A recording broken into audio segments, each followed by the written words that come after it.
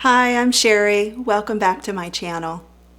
We're creating a series called Building Blocks.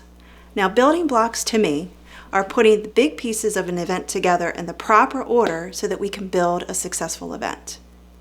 Now, the first part of the Building Block series is venues, but it's so much information involved in venues. We're only going to talk about two specific details tonight. The first one is where and why. Now, we live in such a big earth. Do you want to have your event internationally, like Canada or Mexico? Or do you want to have it in the US? Then you need to decide if it's going to be East Coast, West Coast, North or South. How about even on a ship, like a cruise line? Then when you make that determination, you need to figure out your state. After that, think smaller. What city do you want to have it in? Then you got to think about all the parameters involved in picking that city. Is it going to be the airport, downtown? And if you're planning an event for a client, what do they want? Do they have to have a certain city? Or what about the attendees that's been hammering at having an event with you? Maybe they want a certain city. All of these things will determine where you need to have your event. So you've got to narrow it down to what country. Do you want to have it in Mexico or maybe even Canada? With Mexico, it's a beautiful, lots of beautiful resorts there. The good thing about the Mexico area is the inclusive type of resorts, meaning your actual overall costs. So you pay a certain amount per person and it includes everything. It includes your meeting space, your food, all of those things, and you already kind of know what your bottom line costs are going to be. So it'll help you out budget-wise in determining the right venue within Mexico. Plus, it's a gorgeous location. Lots of people always want to go to Mexico. So it'll help you market your event better as well because you want to entice them to come to a beautiful location, which is beautiful almost all year round. As far as Canada goes, Canada is a beautiful location almost all year round except for winter. You have to make sure that you don't go there when it's heavy snows unless you have a lot of local people that you don't have to worry about flying in. Now the rules and regulations and everything in Canada are so much different, just like they are in Mexico and the US. So these are all things that you have to determine when making your decision on what location you want to be in. So let's say the states are the only option. You need to determine West Coast, East Coast, North, or South. When trying to determine which coast you want, you need to do your research on the weather, the time of year that you want to have your event, because weather will play a big factor in that role. For example, on the East Coast and into the Gulf and South Coast, you have to worry about hurricane season. Between usually June and November timeframe is when hurricanes could be an issue. Don't forget about the North. When you're talking about the North, I'm thinking about places like Chicago and Ohio, things up in the North where winter can be a factor. So you also have to do research on that as well. In regards to the West Coast, usually there's no weather involved there because it's beautiful almost all year around. However, primetime season happens throughout different parts of the year, believe it or not, on the West Coast. And you may be thinking, well, what does that have to do with it? Prices. Hotel room rates can skyrocket when it's primetime season on the West Coast. So definitely do your research when you're trying to figure out, should I have my event in the West Coast, the East Coast, the North, or South? So now you determine what coast you want to have your event on. Let's just say it's the West Coast. You have to figure out what state you want to be in.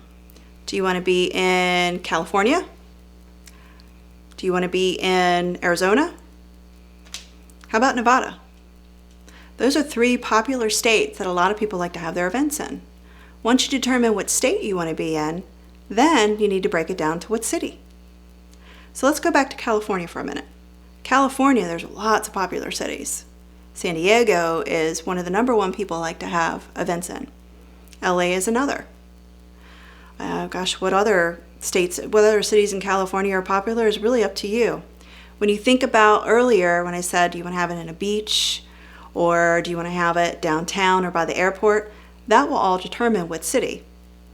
For example, Laguna Beach, Huntington Beach, Newport Beach, all of those are usually within about 20 minutes to 30 minutes of a different airport, so it's not too far. But let's see, Carlsbad is a beautiful location in California, but it's about 45 minutes from an airport. So you have to determine, again, going back to earlier, how close do you want to be to an airport to determine what city. These are all determining factors in trying to pick a city within the state that you chose. Now here's something you need to keep in mind.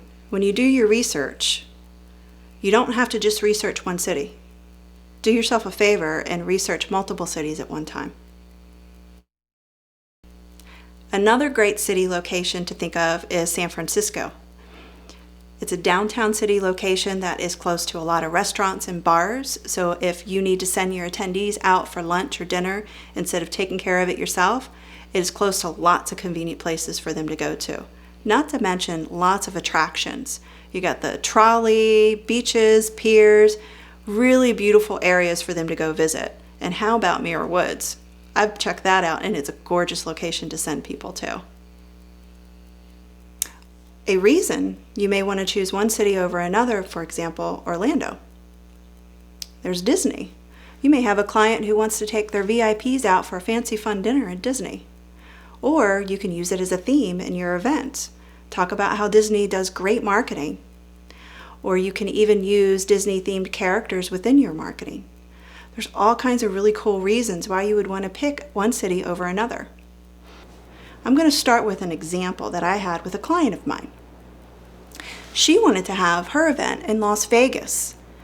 And the reason she wanted to have her event in Las Vegas was because of something else that was happening in Las Vegas at that time that was important for her business as well as for the attendees.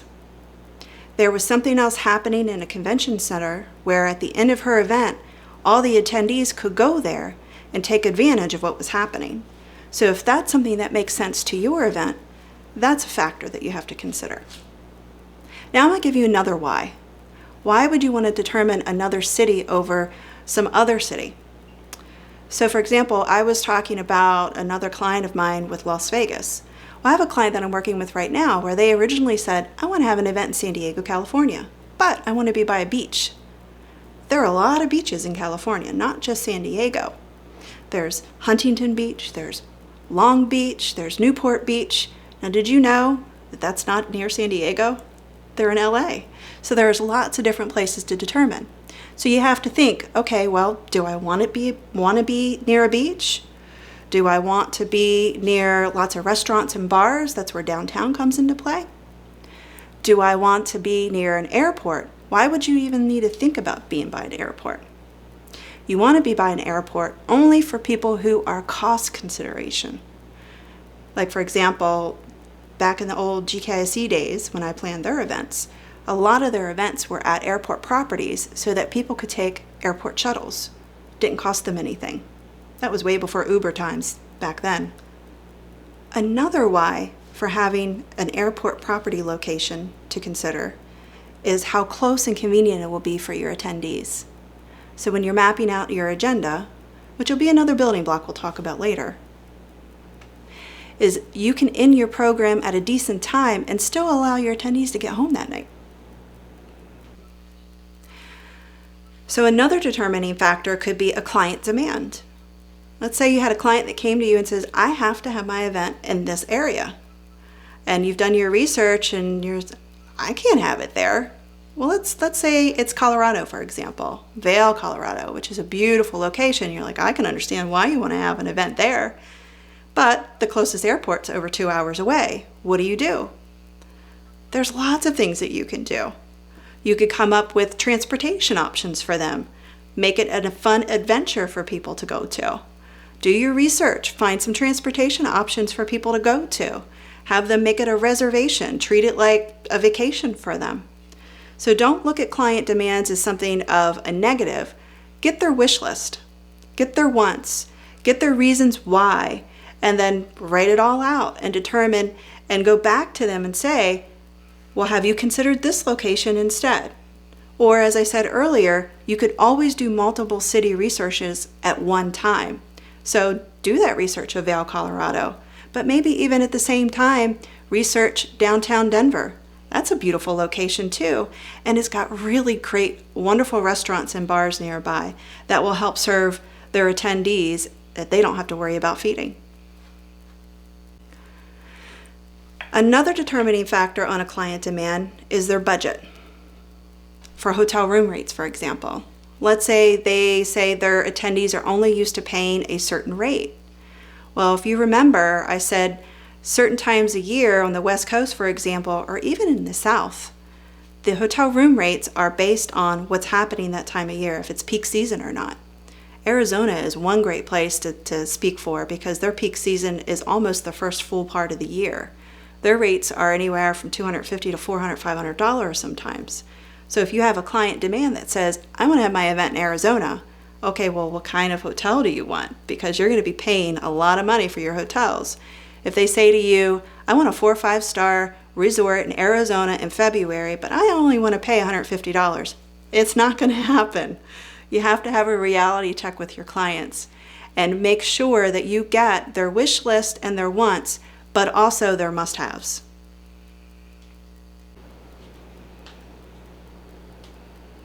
Another client demand that you could run into are clients coming to you and saying, I have to have my events over these dates. I cannot be flexible. It's got to be over these dates. What can you do? Then you've got to determine, okay, where in this whole big United States can I look for this venue?